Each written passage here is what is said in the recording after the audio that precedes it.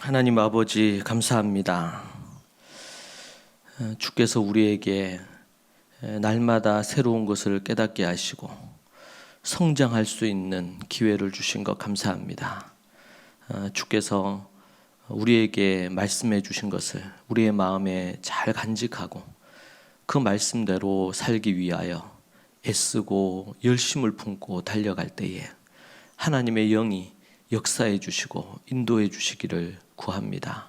아버지 하나님께서 귀한 믿음의 고백들 위에 온전히 하나님께서 영광 받으시고 때로는 부족한 종이 물을 주고 씨를 뿌리나 우리 하나님께서 자라게 하시고 이끌어 주시는 줄 믿습니다.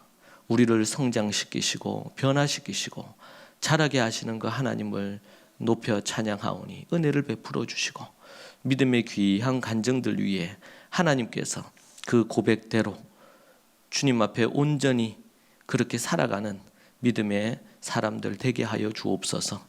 오늘도 주의 말씀을 대하니 이 말씀 가운데 주님 주시는 음성을 듣고 주의 음성으로 받아 순종하는 백성들 되게 하옵소서. 예수님 이름으로 기도합니다. 아멘.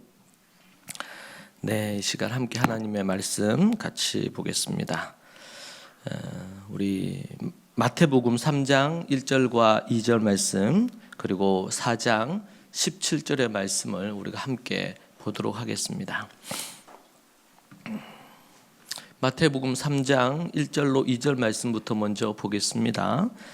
그때에 침례 요한이 이르러 유대 광야에서 전파하여 말하되 회개하라 천국이 가까이 왔느니라. 4장 17절입니다. 이때부터 예수께서 비로소 전파하여 이르시되 회개하라 천국이 가까이 왔느니라 하시더라. 아멘.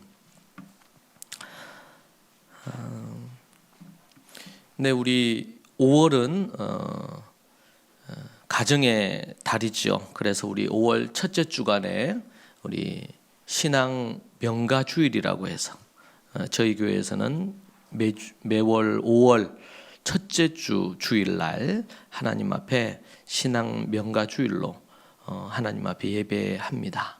그때 우리 부모 공경과 또 스승을 향한 그런 감사하는 그런 부분들에 대해서 몇 주 전에 제가 설교를 했었습니다.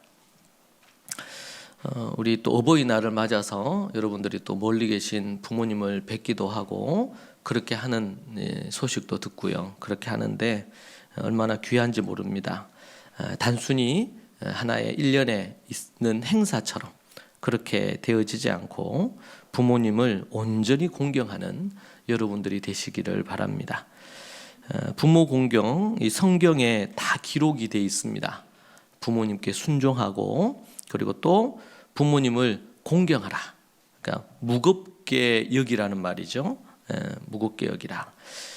성경에서 우리가 구체적으로 우리에게 이렇게 얘기해 주는데 이것을 잘 우리 마음에 소화를 해서 실천하지 않으면 안 될 줄 압니다.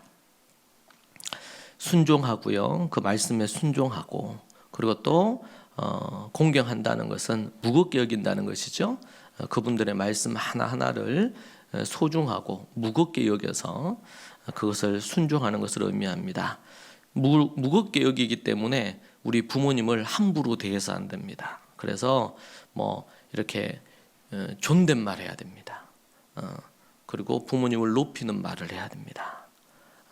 그냥 반말을 함부로 하고 함부로 친구 대하듯이 말을 해서는 안 됩니다. 이 시대를 보면 가정에서 연세 많은 부모님을 말로 학대하거나 아니면은 폭력을 행하는 그런 뉴스를 종종 접하는데 참으로 안타까운 일입니다. 가정에서 부모와 자녀 관계는 여러 가지 사연들이 많고 가정들마다 다 이 케이스가 다 다릅니다. 그리고 또 우리 믿는 자들에게는 부모님이 또 믿음이 있느냐 없느냐에 따라서 또 우리가 부모님께 순종해야 되지만 또 믿음의 관점에서 볼 때 순종하기 어려운 문제들도 있을 수가 있습니다. 믿음이 없는 경우에는 그런 경우는 또 케이스마다 다 달라요. 그래서 우리가 공부를 해야 됩니다. 그럴 때는 어떻게 하는 것이 하나님이 또 기뻐하실 건가? 그러나 믿지 않는 부모님이라 하더라도 그분들이 얘기하는 거의 제가 볼 때는 한 90%에서 95%는 또 다 맞는 말씀이고 또 자식들에게 소중한 교훈들이 많아요. 그런 부분에서 우리가 이제 질문하고 우리 크리스찬들은 원래 1세기 교회에서는 성경을 갖고 질문하고 그 답이 뭔지, 그러니까 질문할 때 이제 의도적으로 비꼬아서 질문을 하면 잘못된 질문이죠. 예수님께 와서도 바리새인들이나 서기관들이 비꼬아서 예수님을 공경하려고 질문하는 사람들이 바리새인이 있는가 하면 정말 신앙의 강령이 무엇인지 진짜 궁금해서 찾아와서 예수님께 묻는 바리새인도 있고 서기관도 있고 또 한밤중에 찾아온 니고데모 같은 경우에는 사내들인 공회의 공회원인데 율법학자죠. 그런데 예수님께 와서 어떻게 해야지 내가 거듭납니까? 진실되게 물어요. 궁금해서 물어요. 여러분 우리 성경을 읽다가도 그렇고 또 인생에 문제에 있어서 질문이 없다면 온전한 어떤 신앙이라고 말하기가 어려울 수 있을 것입니다. 질문이 우리에게, 그리고 그 질문에 대해서 과연 하나님께서 주시는 답이 무엇인가, 이런 걸 또 찾아야 되겠죠. 그래서 우리 부모님을 공경하는 거, 그래서 우리가 1년에 한 번 그냥 행사로 끝나지 않고 그렇게 하면 좋겠고요. 우리 대구에서도 우리 경기에서도 우리 연세 우리 있는 우리 부모님들 우리 선물을 준비했는데 지금 좀 전달하는 시간 갖겠습니다. 네, 선물 준비한 거 또 우리 지금 전달을 해 주십시오. 네.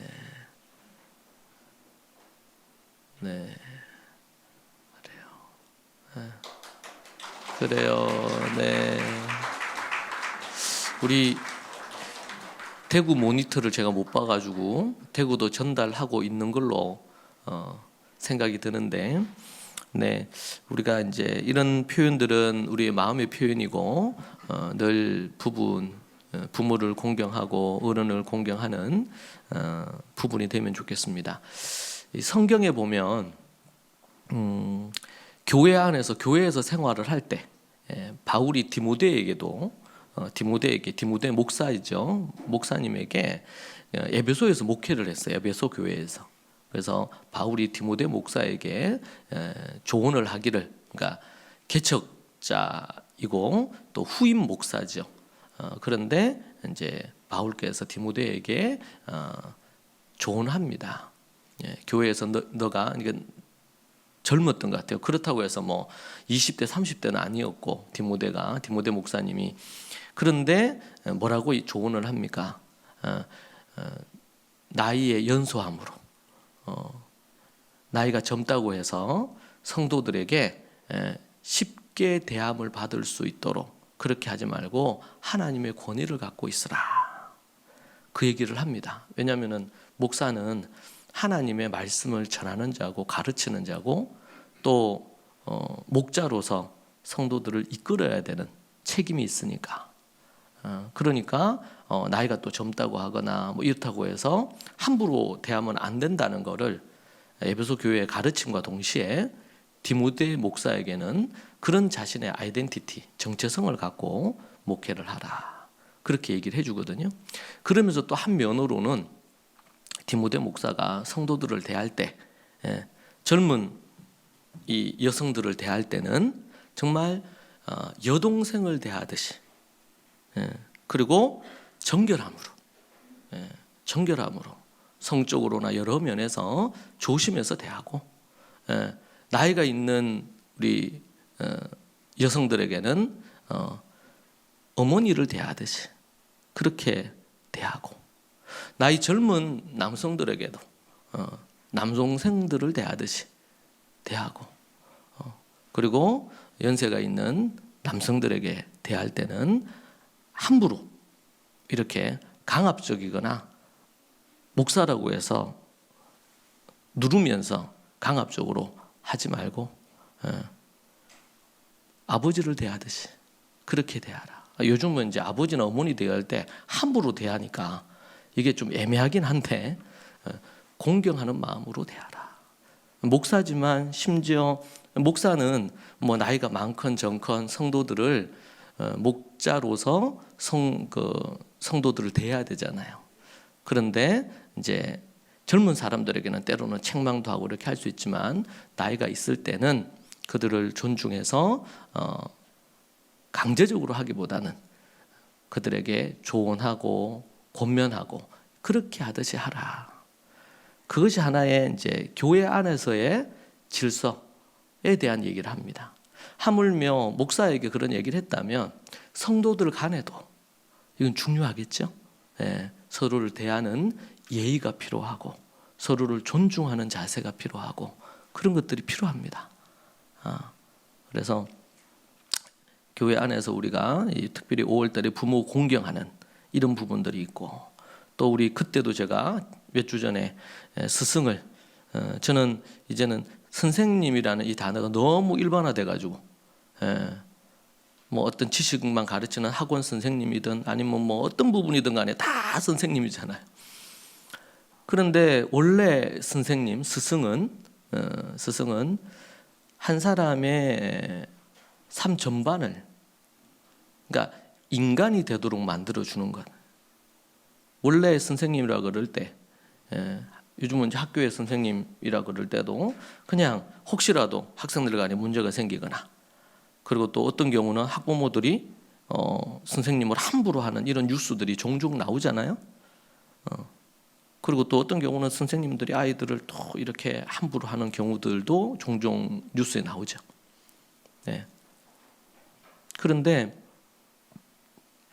진짜 선생님은 단순히 어떤 뭐 지식만 전달하는 게 아니라 그들의 인성과 그들의 삶의 가치와 올바른 삶에 대한 그것을 하는 것입니다. 제가 예전에 들었던 뉴스의 기사의 내용 중에는 그런 게 있어요. 우리 전 세계에서 가장 뛰어난 공대의 교수가 그런 고백을 했다 그러죠. 자기가 가르쳤던 학생들 중에 전 세계에서 공대 학생 최고의 대학이니까 거기를 졸업한 졸업생들 중에 절반 가까이가 교도소에 있다는 거예요. 워낙 이 사람들이 뛰어난데 세계에서 가장 뛰어난 공대의 학생들이니까 뛰어난데 그 뛰어난 머리로 은행을 해킹한다든지 아니면 정부 기관을 해킹한다 이런 것들 때문에 범죄자로 감옥에 갇혀 있다는 거예요. 뛰어난데 그 학교로 치면은 뭐 최고의 대학 아니겠습니까? 공대로는 전 세계에서 최고라고 인정받으니까. 그런데 인간 됨됨이를 참된 인간됨을 갖추지 못하면 착한 양심, 선한 양심, 바른 어떤 생각 이게 없으면 불의를 행하고 자신이 갖고 있는 그 뛰어난 명석한 머리를 죄를 짓는데 사용을 하는 거예요. 그러니까 이 시대 교육이 무너졌다고 할 때에 뭐 달달달달 외워서 시험 쳐서 좋은 성적 받는 거 중요한 부분인데 정말 중요한 것은 하나님을 공경하고 그리고 착한 마음을 갖고 선한 마음을 갖고 양심이 바른 그런 부분들이 중요한 부분이다. 그렇습니다. 그래서 우리가 이제 그런 말이 있습니다. 효는 가르쳐서 받아야 된다. 우리가 효를 더 가르쳐서 받아야 될 이유 중에 하나는 그리스도인들은 교회는 부모를 공경하지 않으면 부모를 공경할 때에 네 하는 일이 잘 되고 장수한다. 건강하게 오래 살고 하는 일마다 잘 된다. 이것이 뭐예요? 약속 있는 첫 계명 부모 공경의 부분입니다. 하물며 육신을 낳아준 부모를 공경할 때 그러한데 성경에서는 영적으로 그들의 생각과 신앙으로 영적으로 그 영혼을 낳는 스승을 존경하는 것과 공경하는 것은 동일하겠죠. 아니면 더 중요한 부분이 될 수도 있습니다. 그런 측면에서 효를 가르쳐 받아야 되듯이. 왜냐하면 효를 제대로 행하지 않아 부모에게. 그러면은 부모가 자녀에게 효를 가르쳐야 됩니다. 왜요? 자식이 하는 일마다 잘 되게 하려면 부모를 공경해야 되는데 부모를 공경 안 하면 안 되잖아요. 그리고 일찍 죽어요. 부모 공경 제대로 안 하면. 이게 성경에서 얘기하고 있는 말씀 아닙니까? 그런 것처럼 눈에 보이는 부모를, 눈에 보이는 영적인 지도자인 스승인 목사를 공경하고 순종하고 그렇게 할 수 없다면 눈에 보이지 않는 하나님을 순종하고 공경한다. 이것은 불가능한 일이라고 성경은 얘기하잖아요. 그래서 이제 우리가 그렇습니다. 제가 이제 우리 교회 그 대구 교회도 그렇지만 경기 교회도 우리 교회 왔어요. 와서 이 교회에서 정말 몸 담고 함께 믿음 생활하고 교회 생활할지 교회 오신 분들 한 1년 동안 이제 교회를 다니면서 생각해 보라 그래요. 그것은 단순히 내가 이 교회를 그냥 다닐 거냐 말 거냐 이런 문제가 아니까. 근데 정말 이 교회에 내 교회로 여기고 하나님이 인도해 주신 것으로 여기면 그 마음을 두고, 그래서 제가 1년이라는 시간을 하는 겁니다. 그 사이에 교회 와서 복음이 뭔지도 배우고 모든 것, 뭐 어디에서 뭐를 하셨던 간에 목사셨던 장로셨던 뭐였던 간에 다 내려놓고 복음이 뭔지에 대해서, 그리고 저와 함께 영적인 관계도 맺고, 오늘 우리 초등학교 우리 주보역이 잘못 부분됐는데 제가 착각을 해가지고 잘못 넘겼는데 우리 그 하은이가 초등학교 5학년입니다. 수정합니다. 초등학교 5학년입니다. 근데 초등학교 5학년이 영적 관계를 듣고 썼다고 보기 어려울 것 같은, 너무 잘 썼어요. 그렇죠? 영적 관계. 그게 뭐 또 사장이 그렇게 감동을 받았다네. 그렇죠. 그러니까 우리 성경의 말씀처럼 우리가 참 어린 아이에게 배웁니다. 배웁니다. 그래서 어리지만 영적 관계에 대한 얘기를 하잖아요. 어려도 깨닫고 알거든요. 그러니까 하물며 어린 아이도 그러한데 어른들인 우리가 그걸 깨닫고 알아야 될 거 아니에요. 그래서 1년 동안 다니시고 그러고 나서 결정하셔도 돼. 그래서 정말 하나님께서 거기서 중요한 것은 영적 관계를 맺는 것입니다. 이분을 내 영적인 스승이요 영적인 아비로 여기고 지도를 받고 말씀을 배우고 내가 믿음으로 살겠다. 내 삶의 이런저런 부분들에 대해서 함께 상의하고 의논하며 하나님의 뜻을 따라, 오늘도 우리 간증하면서 그 얘기했던 것처럼 다윗에게 나단 선지자가 있고 사울 왕에게 사무엘이 있듯이, 그렇다고 목사인 제가 그런 어떤 선지자와 같다 이 얘기를 하는 건 아닙니다. 그러나 목사는 선지자적인 사명을 감당해야 될 부분이 있기 때문에 그런 부분들에 대해서, 그래서 제가 이런 부분에 대해서 얘기하는 건 참 조심스럽습니다. 그렇죠. 부모가 자녀에게 효를 행해라고 이렇게 얘기하는 것도 이게 쉽지 않은 부분이죠. 왜냐하면은 어머니가 뭐 내한테 해준 게 뭐 있는데 이렇게 이제 얘기하면 더 이상 대화가 안 되거든요. 이게 그렇잖아요. 그렇지만 그럼에도 불구하고 가르쳐야 될 이유가 그 인륜의 기본이 효요, 또 스승에 대한 기본 예인데, 그것 없는 사람은 옛 선현들의 글에 보면 그것은 사람이 아니고 금수라, 짐승 것 같아요.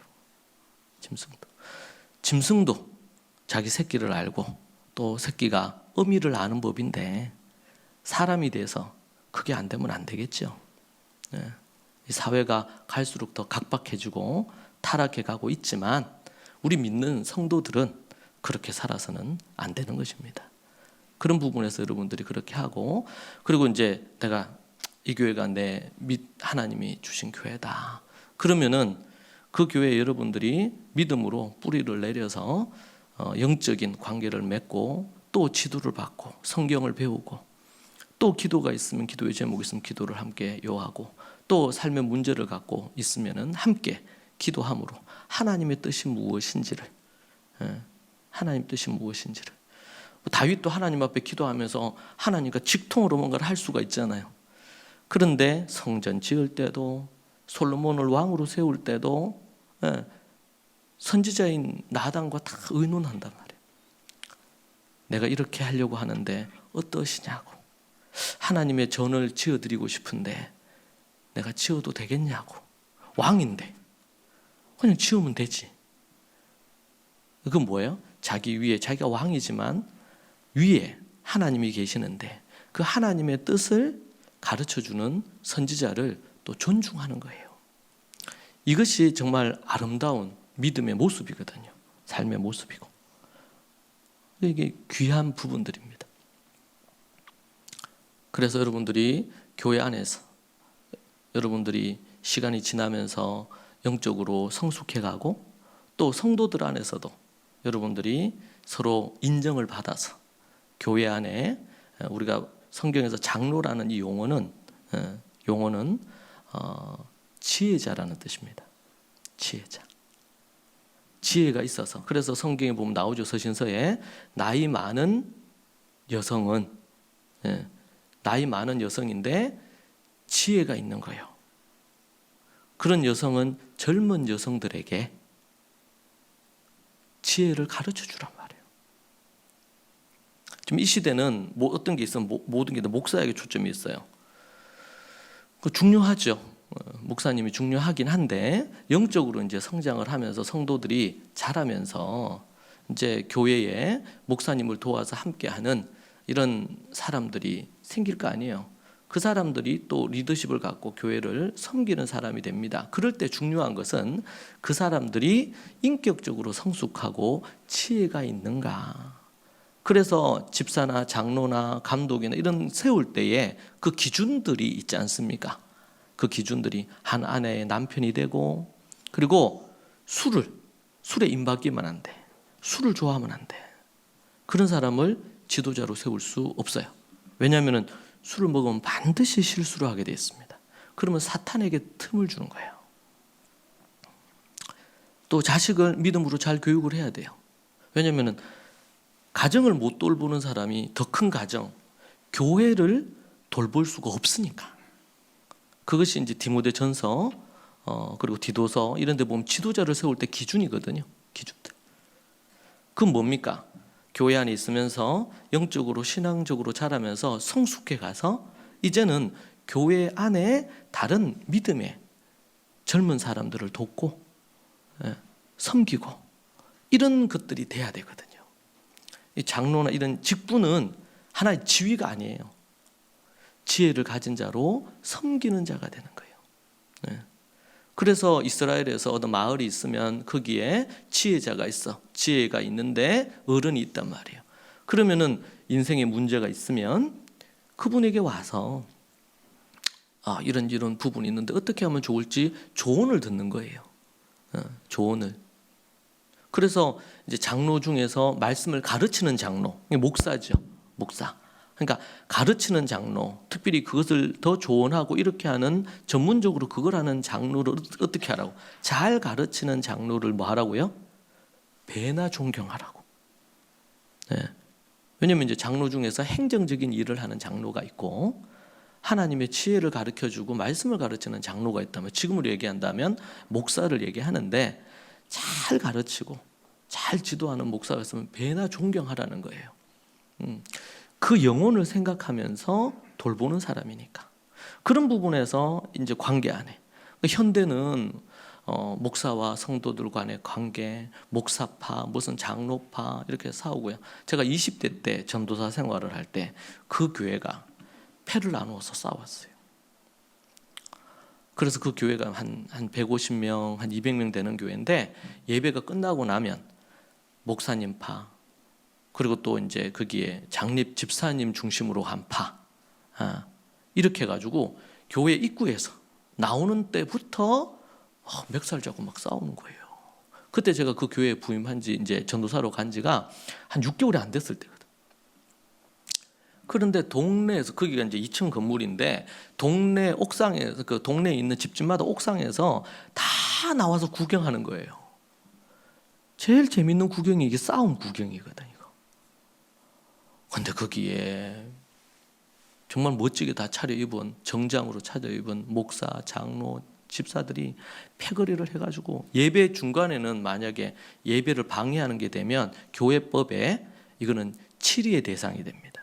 그러니까 예배 때는 안 해. 근데 그분들이 어떻게 탁 팔짱을 탁 끼고 예배 내도록 째려보는 거예요. 설교를 듣고 아멘하고 이렇게 해야 되는데 탁 째려보면, 그게 제가 20대 때 처음 교회 사역을 갖는 교회에서 일어난 일이에요. 그리고 이제 그 장립 집사님이 저한테 와가지고, 제가 젊잖아요. 권조도사 누구 편이냐, 이렇게 얘기하는 거예요. 그때 20대 이제 뭐 중반의 젊은 저한테 이제 얘기하는 거지. 저 개인적으로 그때 이제 동네 사람들이 주일마다 구경거리야. 얼마나 그게 어떻게 교회가 그 동네에서 어떤 선한 영향력을 주겠어요. 그렇게 해가지고 둘이 어느 집에 싸움이 나오면 싸움을 말려야 될 입장인데 허구한 날 주일만 되면 싸우는 거야. 교회가 패거지를 나누어가지고 몸싸움을 하는 거예요. 그래서 그 목사님이 지금 이제 구미에서 그 목사님이 이제 사역을 하시는데, 그 목사님이 저를 불러가지고, 권전사, 내가 그러니까 주일 오전 설교 외에는 내가 설교하기가 좀 이렇게, 얼마나 그 목사님도 힘들었겠어요. 저는 몰라요. 그 목사님하고 뭐 이런 관계 속에 어떤 부분이 있는지 저는 몰라. 그래서 저한테 얘기하는 거예요. 뭐 주일 오전 설교 외에 모든 예배를 좀 맡아주면 좋겠다. 그 교회가 이제 작은 교회니까 전도사가 저 한자밖에 없어요. 여전사님 한 분 계시는데 신방하시는 분이고 저 혼자밖에 없어요. 그래가지고 제가 이제 주일학교, 중고등부, 청년부, 그리고 이제 그 사전도회인가 여전도회 제가 맡고 있었거든요. 예. 그 주일날 뭐 이 모임들이 다 들어가요. 그리고 이제 그때에 교회에서 살았죠. 왜냐면 새벽 기도를 또 인도해야 되니까. 목사님이 뭐 그때 너무 스트레스가 되니까 인도하시기 어려우니까 주일 오전 예배 딱 끝나고 나서 강단에 딱 내려오는 그때부터 멱살 잡고 싸우는 거야. 그러니까 이게 참 얼마나 이게 힘들어요. 제가 거기서 이제 사역을 지금 정확히 몇 년 했는지 기억은 안 나는데 그 사역을 하고, 제가 다시는 교회 사역은 안 한다. 이렇게 하고 제가 이제 캠퍼스 사역을 하나님이 인도해 주셔가지고 선교단체에서 캠퍼스에서 10년 가까이를 사역을 했어요. 근데 그렇게 이제 사역을 하면서 회복이 된 거예요. 오늘 우리 진선자님 얘기한 것처럼 제 마음에 그때 받았던 그 아픔과 상처, 교회에 대한 그게 대학생들을 제가 섬기면서 그들의 아픔을 돕고 섬기고 이렇게 하면서 목양에 대한, 영혼에 대한 애정과 사랑으로 어떻게 해야 되는지 이런 거를 이제 회복하는 계기가 됐습니다. 그래서 이제 또 대학생들 졸업을 시켰는데 방황을 많이 하고 또 캠퍼스에 있을 때 훈련 받을 때처럼 안 사는 거예요. 그래서 안타까운 마음에 이제 교회를 개척하게 됐죠. 그때 정말 하나님 기도를 많이 했어요. 왜냐하면 내가 죽으면 죽었지. 우리는 절대로는 말을 쓰면 안 돼. 왜냐하면 그러면 저는 그때 절대로 막 교회에서 막 싸우고 이렇게 하는 거 보고는 내가 죽으면 죽었지, 내 눈에 흙이 들어가기 전에 안 간다는데, 교회 사역은 안 한다. 내가 교회는 다니겠지만. 그래서 교회 바깥에 페러처치라 그러죠. 선교단체 이제 일을 한 거예요. 제가. 근데 하나님이 회복시켜 주시니까 이 캠퍼스 사역은 이제 매년 4년 하고 나서 떠나보내야 되지, 매년. 근데 함께 늙어가고 함께 자식도 키우고 이러면서 교회를 섬기어야 되겠구나, 이런 감동을 주셨어요. 그래서 이제 가정에서 그 대학 졸업한 우리 사람 몇 명 데리고 이제 가정에서 교회를 개척해서 이제 대구 교회가 된 건데, 그 절대는 없어요. 그러고 나서 하나님이 마음을 회복시켜 주시니까 교회를 섬기고 싶더라고. 또 이게 그런 부분들이 있습니다. 제가 이 얘기를 드리는 이유는 우리가 이제 교회 안에 얼마나 다 연약한 사람들이 모였는데 교회가 뭐 다 천사처럼 그렇게 했습니까? 연약함이 있고 어려움도 있고 이런 게 있을 겁니다, 분명히. 근데 그럴 때 하나님이, 우리 주님이 교회의 주인이시니까 그분의 뜻을 받들어서 교회 안에서 믿음의 관계 안에서 여러분들이 성장하셔서, 저는 바울이 로마서에서 16장에 보면 바울의 동력자들, 바울이 복음 전하거나 바울이 양육하거나 이렇게 했던 동력자들 30 몇 명이 등장하거든요. 근데 그 사람들이 다 초신자였고 바울을 통해서 양육받았는데 이제는 도시마다, 소아시아의 도시마다 그 사람들이 고향들이 있잖아요. 와서 복음 듣고 고향으로 돌아가서 거기에서 교회를 개척해서 한 도시의 지도자가, 그러니까 베베라는 분은 여성이잖아요. 여성 지도자인데 한 도시의 여성 지도자, 그러니까 지금으로 하면 목사죠. 목사. 한 도시를 책임지는 목사시라. 그분들이. 여성 지도자들이 로마서 16장에 많이 등장합니다. 뭐 남성들도 있지만. 그래서 이제 우리 침례 교단에서도 이제 몇 년 전에 이게 여성 목사 제도가 법적으로 통과가 됐어요. 우리 게리 코엔 박사나 이런 분들이 원어적으로도 이스라엘의 어떤 그런 배경으로 볼 때도 여성 목사 이 안수 임명과 관련된 부분들을 지지하는, 저는 그게 맞다고 생각합니다. 또 성도들이 현실적으로도 여성들이 성도들 중에 많은데 여성 목사님들이 나와서 또 그 피로들을 채워주는 것 또한 필요하다. 그렇게 생각합니다.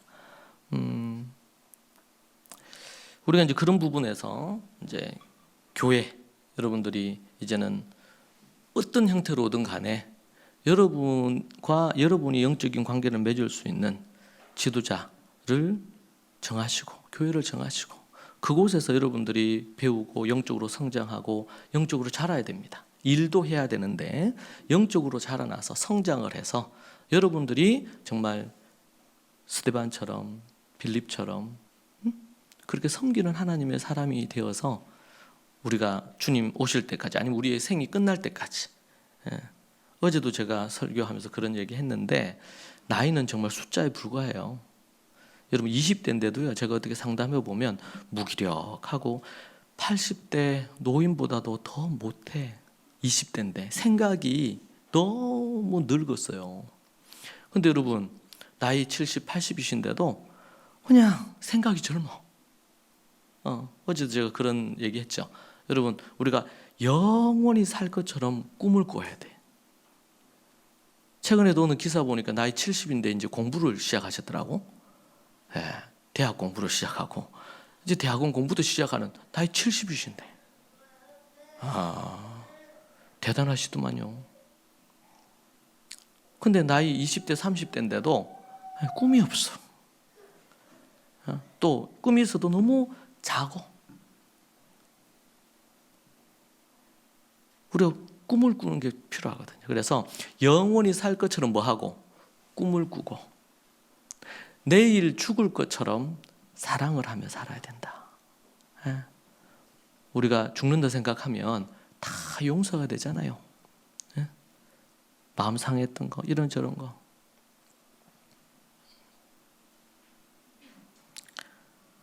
그렇게 해야 됩니다. 여러분 우리 인생이 그렇게 길지 않아요. 그래서 하나님 앞에서 믿음으로 영적인 관계를 맺고 교회가 정해졌으면 그 안에서 여러분 관계를 맺고 그 안에서 뭐 이제 보통 그 전에 교회를 다니면서 가진 어떤 상처나 트라우마가 있어서 어려운 경우들도 보면은 있더라고요. 그러나 그렇다고 해서 각기 제 길로 가는, 예수님이 얘기하잖아요. 각기 제 길로 가는 거예요. 그냥 신앙을 홀로 신앙이야. 그런 신앙은 성경에 없습니다. 교회에 없는 신앙 없거든요. 이제 그런 부분에서 영적으로 자라면서 또 여러분들이 누군가를 위해 기도하고 섬기고 그러면서 또 자라고 또 교회에서 시간이 지나면서 인격적으로나 신앙적으로나 여러 면에서 존경을 받는 그런 성도들이 돼서 그런 분들이 또 교회에 목사님을 도와서 지도자적인 역할을 하는 거거든요. 그런 부분에서 우리가 서로 사랑하고 그렇게 하는 것이 너무 중요합니다. 여러분들이 그런 마음으로 또 우리가 이 믿음으로 그렇게 하면 좋겠고요. 5월 달에는 5월 21일이 뭐 정해져 있는 그런 건 아니지만 둘이 하나 된다고 해서 5월 21일이 부부의 날이다. 뭐 이런 얘기도 하잖아요. 이름을 붙여가지고 5월 달 같은 경우에는 특별히 가정의 달이고 감사의 달이다 보니까 그런 부분들이 있는데 여러분들이 또 마음에 잘 그거 하시면 좋겠습니다.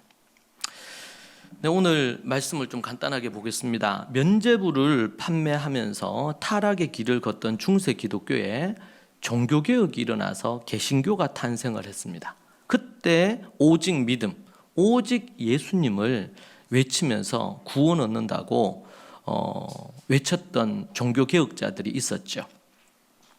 그때 강조됐던 것은 참 회개, 참된 회심이었습니다.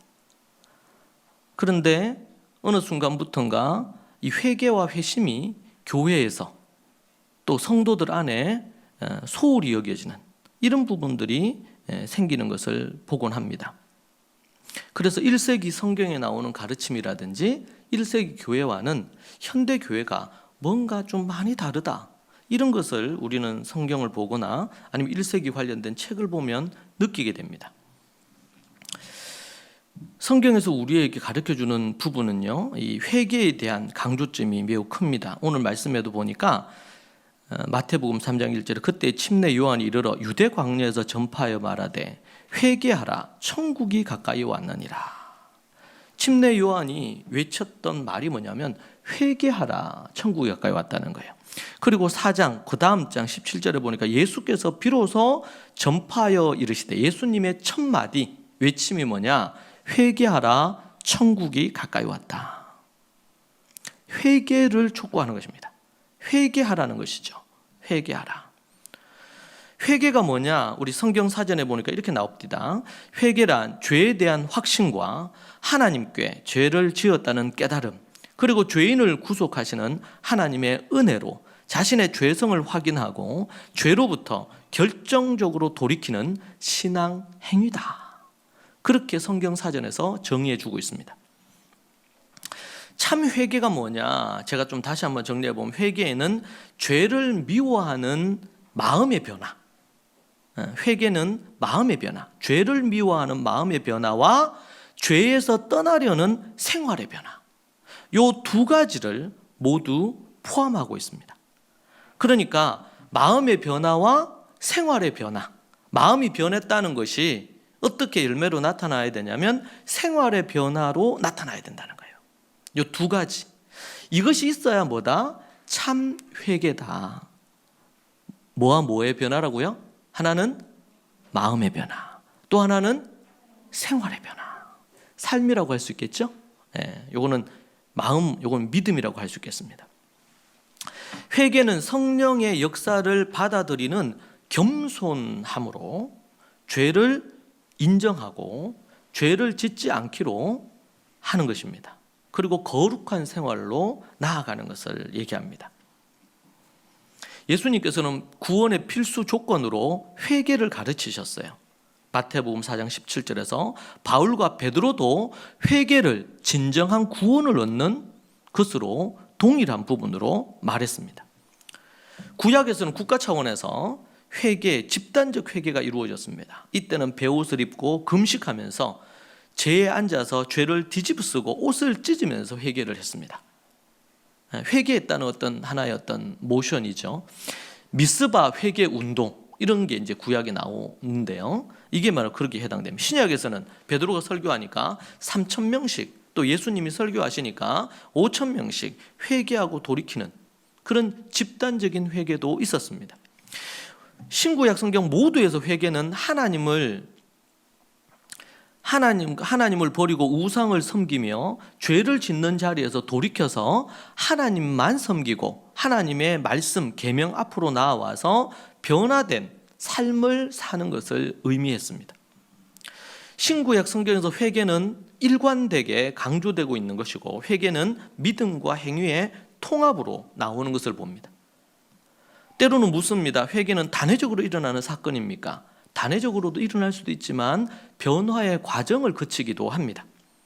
한 사람을 거듭나게 하는 것은 전적인 하나님, 성령 하나님의 사역입니다. 인간은 다만 자신이 죄인임을 고백하고 참회하는 자리에 서야 하는 것뿐입니다. 구약에서 이게 대표적인 사건이 있는데, 광야를 지나면서 저들이 타락해서 하나님 앞에 원망하고 죄를 지었어. 그러니까 하나님이 불뱀을 보냅니다.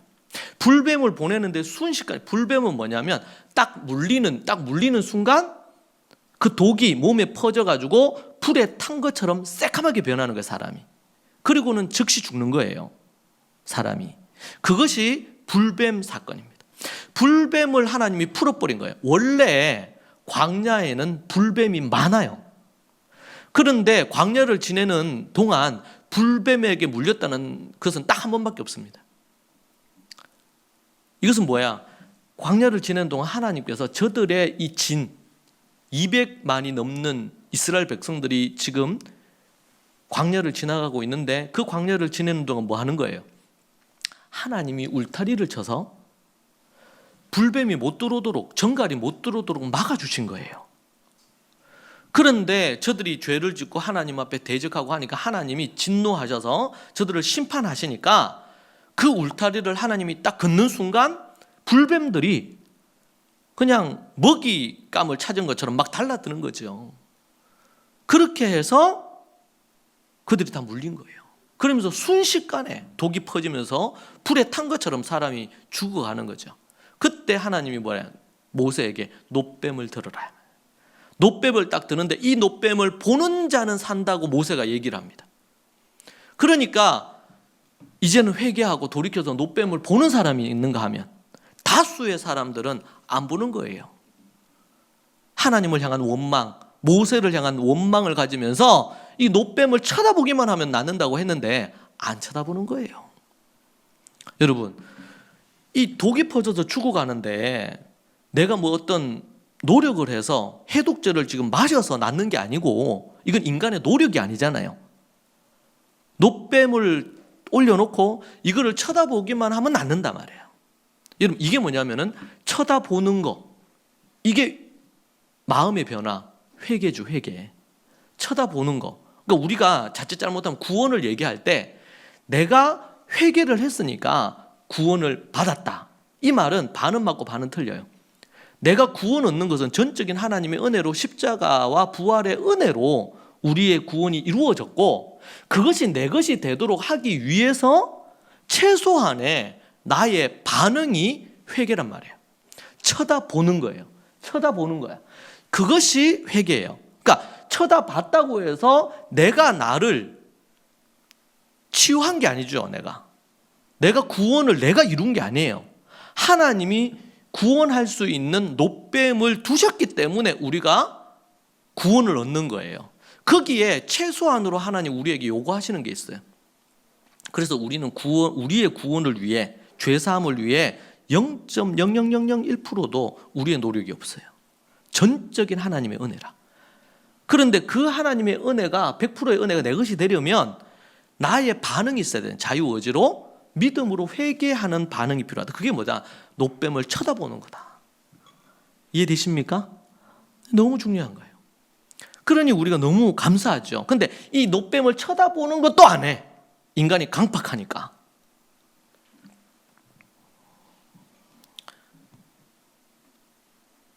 다수가 안 쳐다봤어요. 이건 뭐하고 비슷하냐면 6월절 어린 양의 피를 문에 바르라고 했잖아요. 바르면 죽음의 사자가 지나가는 거예요. 피를 안 바른 그곳에는 뭐 어떤 일이 일어나고? 거기는 어떤 일이 일어나요? 장자가 다 죽었어요. 그런데 거기를 지나가면 거기에 피를 발랐어. 그러면 그냥 넘어가는 거예요. 패스 오버 하는 거예요. 건너뛰어 버리는 거지. 이 집에는 구원이 임한 거예요.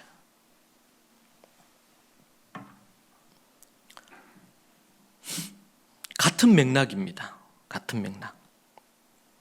그래서 우리가 회개는 유턴이라 그러죠. 유턴. 삶의 방향을 이렇게 가던 길을, 방향을 완전히 반대로 해서 사탄을 향해, 마귀를 향해 가던 길을 유턴해서 하나님께로 방향을 바꾸는 거다.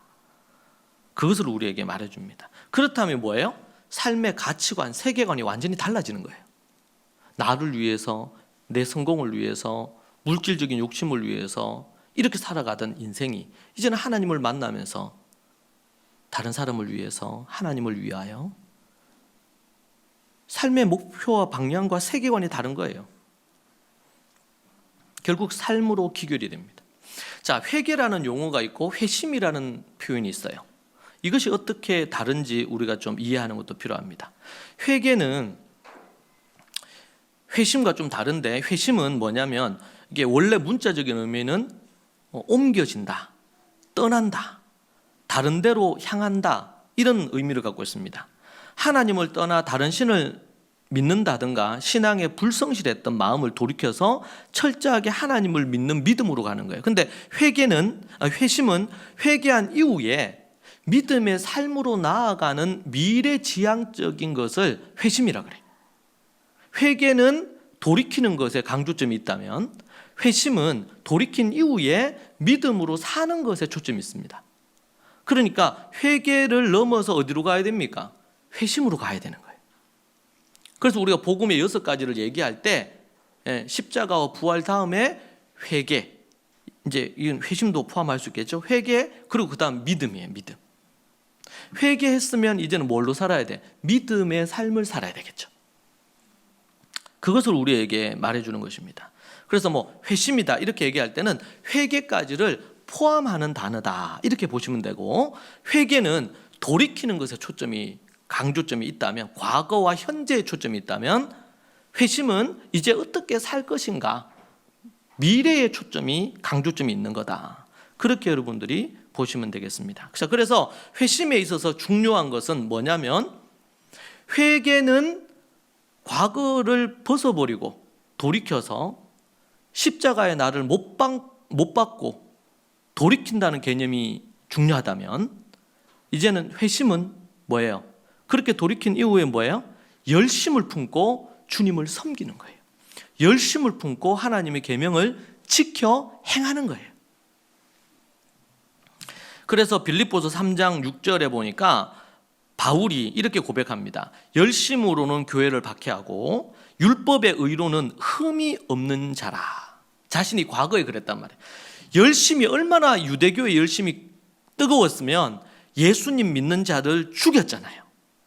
그 열심이었거든요. 그리고 또 바울이 로마서 10장 2절에서 내가 증언하노니 그들이 하나님께 열심이 있으나 올바른 지식을 따른 것이 아니니라. 바울이 로마서에서 어떤 교회 믿는 그룹이 있는데 그들이 아주 특심이야, 열심히 있어요. 그런데 바울이 과거에 유대교에 열심히 있었던 것처럼 교회 안에 올바른 지식, 교리, 성경에 대한 지식이 올바르지 않은 가운데 열심히 있단 말이에요. 여러분 이거 골치 아파요. 엄청 열심인데 올바른 기준과 가치가, 지식이 없어. 우리 부부도 그렇잖아요. 막 너무 사랑해. 그런데 사랑하는데 너무 막 구속해. 사랑한다는 이름으로. 아내는 남편을 알고 남편은 아내를 알고 안성과 여성을 서로 알아서 또 서로의 성향과 이런 걸 알아서 배려하는 게 필요한데, 그럼 뭐야? 지식이 필요해. 지식 안에서 사랑하라고 얘기한단 말이에요. 올바른 지식을 갖고 사랑을 해야 되거든. 그런데 그렇지 않고 지식이 없어. 그냥 내가 생각하는 대로 사랑하는 거예요. 상대가 어떻게 느끼든지 말든지 간에 그것은 사랑이 아니에요. 그렇죠? 우리 믿음의 삶도, 신앙생활도 지식이 있어야 돼요. 지식이. 어제도 제가 이제 강의했잖아요. 강의했는데 예수님이 목요일 날 잡히신 그때로부터 예수님이 부활하신 그때까지 그 스토리, 시간, 목요일 몇 시부터 예수님이 그렇게 하셨는지 이것을 10번의 타임테이블로, 시간표로 해가지고 말씀을 드렸거든요. 그러니까 어느 분이 얘기하더라고요. 제가 처음 들었대. 예수님이 붙잡히시는 그때부터 해서 예수님이 십자가에 달려 죽으시고 재판받는 모든 과정들이 이게 시간표로 다 계산이 되거든요. 고증을 거쳐가지고. 이제 그 얘기 이제 이렇게 했단 말이에요. 그 제가 이제 그런 얘기 했어요. 정말 우리가 지식을 알아야 돼요. 올바른 지식을 안 가지고 있으면 몰라요. 연구를 해야 가능하죠, 그것도. 그래서 우리가 성경을 공부하는 게 중요한데 로마서 12장 11절에 이렇게 나옵니다. 부지런하여 게으르지 말고 열심을 품고 주를 섬기라. 여러분 회개하고 거듭난 사람들은 어떻게 살아갈까요? 부지런해야 돼요. 게으르지 말고 열심을 품고 주를 섬겨야 돼요. 우리가 율법주의적으로 아니면 종교 생활하듯이 오늘도 말씀 봐야 되고 기도해야 되고 주일은 왜 이렇게 빨리 돌아오나, 주 예배 드려야 되고 또 목사님이 뭐 또 가정 예배를 드려요. 무거운 짐처럼 여기는 사람들이 있단 말이에요. 그 사람들은 다시 복음을 깊이 묵상해야 돼요. 그러니까 율법주의적인 종교 생활로서의 열심이 아니고 주님을 정말 사랑하기 때문에 하는 열심. 여러분 가정에서 이제 어머니가 있고 아내가 있잖아요. 집에서 어머니 이제 아내가 집에서 집안일 하잖아요. 빨래도 하고 음식도 준비하고. 그런데 율법적으로 그리고 또 이 종교 생활적으로 생각하면 어때요? 아이고, 청소는 끝이 없고 빨래도 끝이 없어. 이놈의 자식들은 막 어질기만 하지 청소는 안 해. 또 매번 내가 그걸 해야 된다는 게 의무적이면 이게 참 힘든 거예요. 근데 내 사랑하는 남편이 먹을 거고 내 자식들이 먹을 거니까. 남편들도 그래서 나가서 일을 할 때 얼마나 힘들고 어렵습니까? 그런데 우리 처자식을 생각하고 또 정말 기쁨과 열심으로 일하는 것과 그렇지 않는 건 또 다르겠죠. 똑같이 일을 하는데도 다르단 말이에요. 그래서 제가 꽃집의 아가씨 예를 들잖아요. 꽃집의 아가씨가 이 일을 취직을 했는데 보니까 그 주인이 총각이라. 이 사람은 처녀고. 그리고 뭐 이렇게 하는데 그러니까 그 사장이 뭐 일을 하다 바빠가지고 이렇게 하는데 커피 한 잔 먹고 싶어서 커피 한 잔 태워주세요. 이렇게 얘기하니까 이 여직원이 내가 커피나 태우러 온 줄 알아요? 이렇게 커피 안 태워주는 거예요. 꽃팔러 왔지 내가 커피 태워 주러 왔나? 이런 거죠. 그런데 이제 같이 이렇게 일을 하다 보니까 눈이 맞았네. 그래서 결혼을 했어요. 결혼을 하니까 남편이 땀 흘리고 이렇게 해서 들어왔어. 말도 안 했는데 커피를 태워줘요. 뭐가 달라진 겁니까? 그전에는 지금 대목이야. 장사 잘 돼. 오늘 좀 원래 6시까지인데 한 10시까지 일해 줄 수 있겠냐고. 안 됩니다. 자기 일이다. 근데 결혼하고 나니까 여보 오늘 장사 잘 되는데 12시까지 하자. 이게 뭐예요?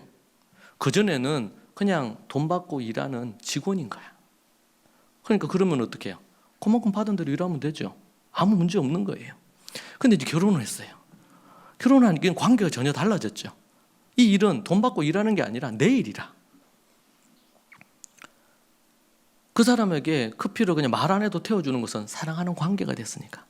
그전에는 직업적인 관계고 이게 다른 거잖아요. 우리가 신앙생활을 해도 그럴 수 있단 말이에요. 그냥 의무감에 젖어서 종교생활 하듯이 할 수 있어요. 그런데 하나님을 사랑하고 마음과 뜻과 힘을 다해서 하나님 사랑하다 보니까 하나님을 위해서 내가 뭘 할까? 주님을 위해서 내가 뭘 할까? 해도 더 하고 싶은 거예요. 이게 다른 거죠. 부지런하여 게으르지 말고 열심을 품고 주를 섬기라. 고린도후서 11장 2절에도 내가 하나님의 열심으로 너희를 위하여 열심을 내노니 내가 너희를 정결한 처녀로 한 남편인 그리스도께 드리려고 중매함으로 내가 너희를 하나님께로 이끈단 말이에요. 열심을 품고 여러분 부지런히 사랑의 관계 안에서 이 마르지 않는 샘처럼 올라오는 그 열심으로 여러분들이 그렇게 또 믿음으로 나아가기를 원합니다. 그것이 참된 회개와 회심의 길입니다. 열심을 품고. 성경으로 우리에게 회개에 합당한 열매를 맺으라 그랬죠. 회개에 합당한 열매가 뭘까요? 마태복음 3장에서 자세히 나와요. 그 사람이 진짜 회개하고 진짜 회심을 했다는 증거가 열매로 나타나는데 이렇게 얘기합니다. 마태복음 3장 5절에 이때 예루살렘과 온 유대와 요단강 사방에서 다 그에게 나와 자기들의 죄를 자복하고 요단강에서 그에게 침례를 받더니 요한이 많은 바리새인들과 사두개인들이 침례 베푸는 대로 오는 것을 보고 이르되 독사의 자식들아 누가 너희를 가르쳐 임박한 진노를 피하라 하더냐. 이렇게 얘기합니다. 바리새인과 사두개인들이 지금 요한에게 침례받으러 왔다는 것은 그래도 좀 교만한 마음을 내려놓고 침례를 받으러 온 거예요. 그런데 요한이 뭐라고 얘기하냐면 침례받으러 온 사람한테, 세례받겠다는 사람에게 이 독사 새끼들아, 이 번역을 독사의 자식들아. 여러분, 워낙 이스라엘은 독사가 많으니까. 우리나라에는 뭐가 많아요? 독사는 안 많고 옛날부터 개가 많았어요. 근데 여러분, 개를 얘기할 때 그냥 죄송하지만 개 새끼라 그러지 개 자식들아 이렇게 얘기 안 하잖아요. 성경에서 이제 이 번역할 때 그래도 성경이니까 좀 고상하게 이 번역이 좀 제가 볼 때 적절하진 않아. 그죠? 독사의 자식들아. 이게 아니에요. 지금 저들을 향해서 아주 맹공격을 하는 거예요. 이 독사 새끼들아, 누가 너희를 가르쳐 임박한 진노를 피하라 했냐. 그러면서 3장 8절은 뭐래? 그러므로 회개에 합당한 열매를 맺고 속으로 아브라함이 우리 조상이라고 생각하지 마라. 생각을 하지 말어. 너희들 마음에는 아브라함의 자손이라고 생각하면서 바리새인과 서기관들이, 사두개인들이 우리는 아브라함의 자손이다. 우리의 조상은 아브라함이다. 우리는 천국 간다. 그런 생각을 하지 말라는 거예요. 속으로 아브라함이 우리 조상이라고 생각하지 말라. 내가 너에게로는 하나님이 능히 이 돌들로도, 굴러다니는 이 돌들 보고도 아브라함의 자손이 되라 그러면 된다는 거예요. 저들이 아브라함의 자손이라고 하면서 교만해 있는 거지. 그러니까 그거 벗어버리고 생각 자체를 하지 마라. 너희들은 아브라함의 자손이라고 생각하지 말고 도리어 아브라함의 자손이 아닌 이방인처럼 생각해라. 이 말이죠, 지금. 그리고 뭐 하라 그런 거예요? 회개에 합당한 열매나 맺으라 말이에요. 회개에 합당한 열매를 맺으라. 10절에 이미 도끼가 나무 뿌리에 놓였으니 좋은 열매 맺지 아니하는 나무마다 찍혀 불에 던져지리라. 도끼가 지금 있다만 열매를 안 맺고 있으면 도끼가 몇 년 동안 열매를 안 맺어요. 과실수를 심었는데 이게 과실을 맺어야 되는데 몇 년이 지나도 열매를 안 맺어. 그럼 어떻게 해요? 도끼로 찍어가지고 그냥 땔감으로 쓰는 게 낫지. 그 나무가 있으면 계속 뭐 거름도 줘야 되지, 뭐 물도 줘야지, 신경을 써야 되는데 그 얘기를 하는 건 찍혀 불에 던져질 것이다. 이거는 지옥의 심판을 얘기하는 거예요. 나는 너희로 회개하기 위하여 물로 침례를 베풀거니와 내 뒤에 오신 나보다 능력이 많으시니 나는 그의 신을 들기도 감당하지 못하겠노라. 나는 물로 침례를 베풀지만 그는 성령과 불로 침례를 베풀어 주시리라. 그래서 불침례, 성령 침례라는 말이 있어요. 손에 키를 들고 자기 타작 마당을 정하게 하사 알곡은 모아 곳간에 들이고 쭉정이는 꺼지지 않는 불에 태우시리라. 진짜 회개한 사람, 가짜 회개한 사람. 지금 바리새인과 사두개인은 가짜 회개한 사람인 거예요. 왜? 회개에 합당한 열매를 안 맺는 거예요.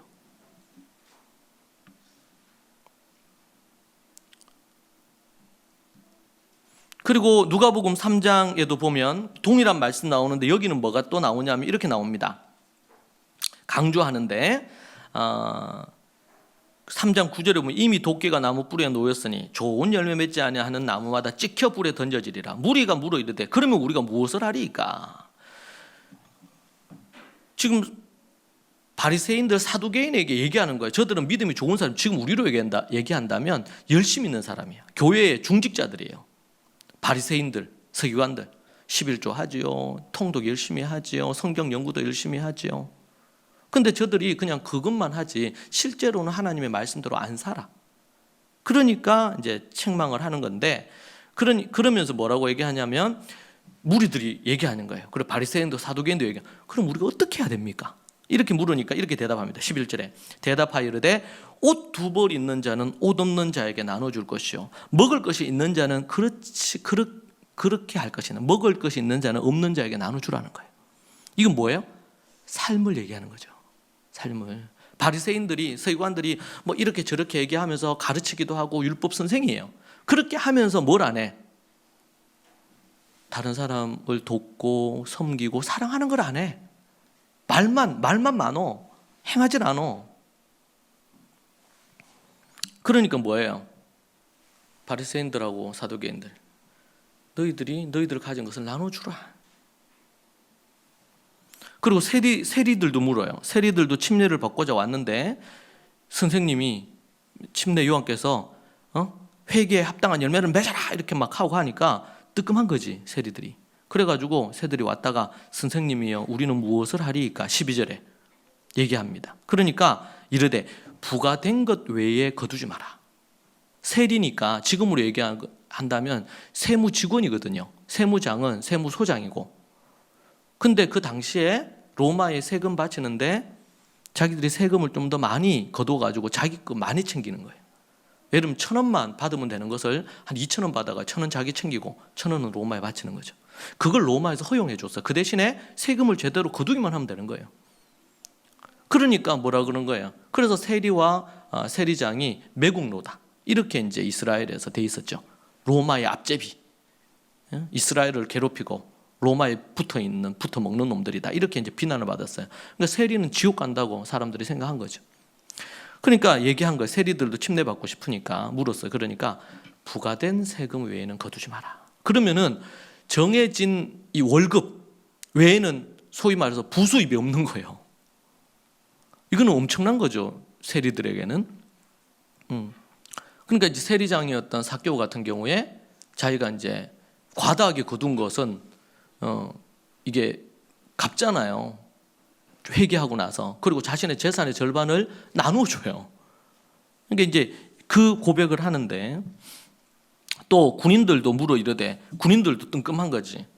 우리는 무엇을 하리이까? 이러니까 사람들에게 강탈하지 말며 거짓으로 고발하지 말고 받는 급료를 족한 줄로 알아. 강탈하지 말라는 거예요, 사람들은. 왜? 군인들은 그 당시에 군인들은 로마 군인처럼 정식으로 인정을 못 받았기 때문에 아주 월급이 박봉이었습니다. 그런데 힘이 있잖아요. 함부로 못해, 이 군인들을. 그러니까 힘없는 사람들 거 힘으로 해가지고 뺏기도 하고 이렇게 했던 거예요.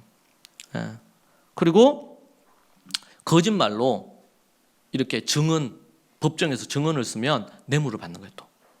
왜? 군인이니까 거짓말 해가지고 억울한 일 당한 사람이 함부로 못하는 거예요, 군인을. 그러니까 그렇게 해서 돈벌이를 하고. 그런데 침례 요한이 지금 뭐라고 얘기합니까?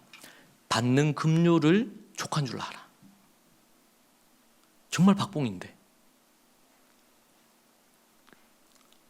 받는 급료를 족한 줄로 알아라.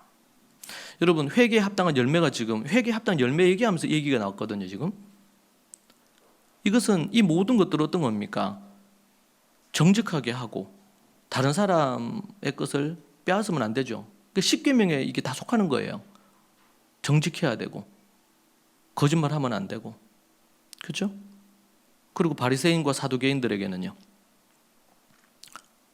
선을 행해야 되죠. 어려운 사람들을 돕고 구제하고 섬기고. 이게 다 어디에 포함됩니까? 하나님의 10계명과 3계명에 다 포함이 돼요, 이게. 그러니까 우리가 열심을 품고 뭘 해야 돼? 회개에 합당한 열매를 맺어야 되는데 그것은 하나님의 말씀과 계명을 지키는 것입니다. 우리 앞에서도 얘기한 것처럼 우리가 부모를 공경하는 거, 어떻게 하면 부모님을 기쁘시게 할까 생각하면서 부모님을 공경하는 거.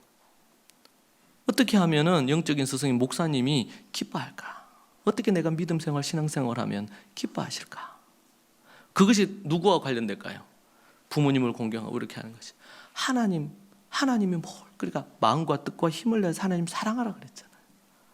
사랑하는 게 뭐예요? 그분의 말씀을 지켜 행하는 거거든. 이것이 바로 회개에 합당한 열매입니다. 여러분, 회개에 합당한 열매 먼 게 아니에요. 여러분, 이 시대는 죄, 회개, 회심 이런 용어들이 외면받고 있어요.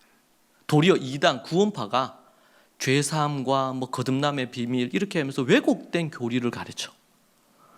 그러면서 심지어 교회에서는 그런 것보다는 우리 이 땅에서 어떻게 이제 성공된 삶을 살고 행복할 거냐, 그것도 중요해요.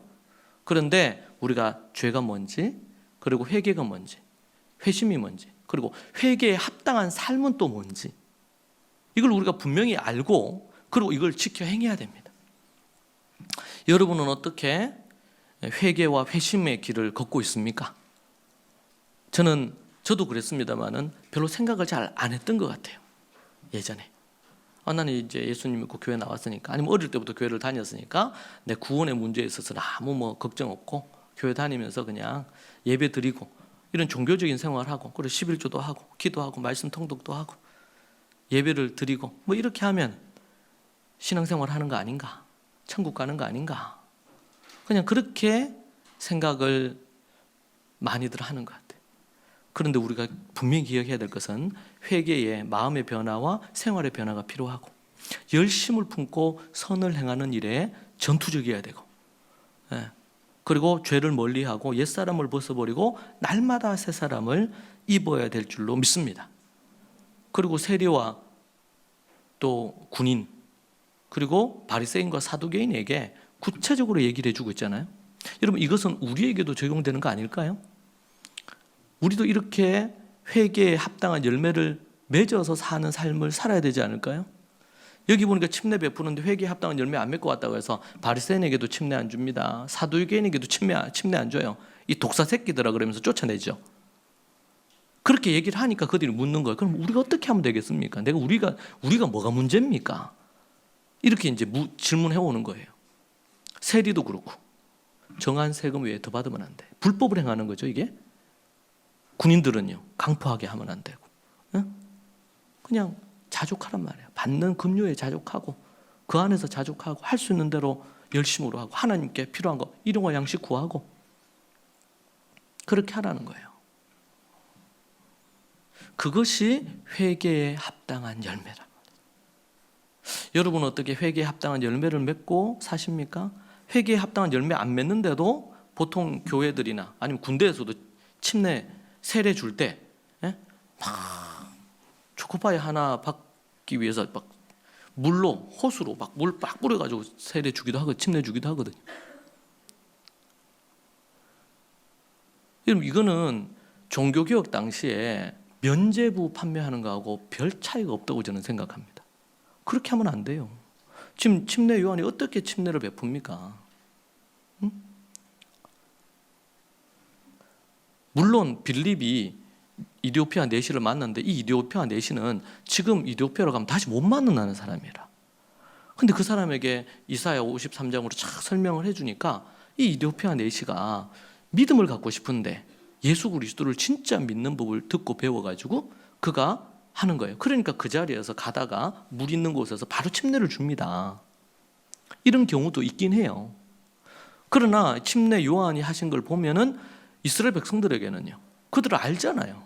근데 그들이 회개에 합당한 열매 없는데, 독사 새끼처럼 사는데, 그걸 아는데, 아이고, 바리새인들 높은 사람들 많이 왔네, 반갑다고 이러면서 침례 주고 교제하면서 서로 그렇게 하고, 그러면서 침례 요한에 자신의 좀 입지도 올리고 그렇게 할 수 있는데 그걸 안 하잖아요. 도리어 그것 때문에 원수가 됩니다. 침례 안 준 것 때문에.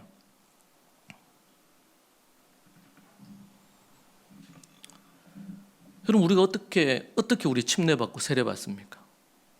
우리 교회에서는 이제 세례 받기 전, 침례 받기 전에 이제 구원 간증도 쓰게 하고 그 확인합니다.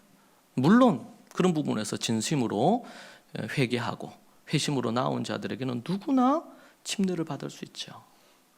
그런데 우리가 이것을 알고 믿음의 열심을 품고 믿음으로 열심히 있는 삶을 살아야 되고, 회개에 합당한 열매를 맺어가고 있어야 돼요. 물론 넘어지기도 하고 그럴 수 있어요. 그러나 그것을 알고 그렇게 믿고 사는 것과 전혀 그것 없이 난 아브라함의 자손이니까 나는 구원받고 천국 간다, 이렇게 생각하고 안일하게 사는 사람들은 구분이 된단 말이죠.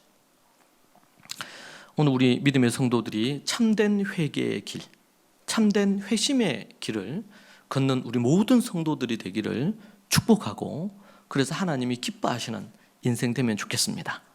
기도하겠습니다. 하나님 아버지, 감사합니다. 소망 없던 인생, 허물과 죄로 죽었던 인생을 주님의 십자가의 보혈로 살려주셨는데, 우리가 매일 거듭난 이후 하루하루 회개에 합당한 열매 맺으며 살게 하여 주옵소서. 예수님의 책망을 듣고 사는 자들이 되지 않게 하시고, 오직 주님만 바라며 하나님의 말씀 따라 회개에 합당한 열매 맺으며 마음의 변화뿐만 아니라 생활이 날마다 변화하는 주의 계명을 지켜 행하는 거룩하고 정결한 인생 되게 하여 주시옵소서. 예수님 이름으로 기도합니다. 아멘.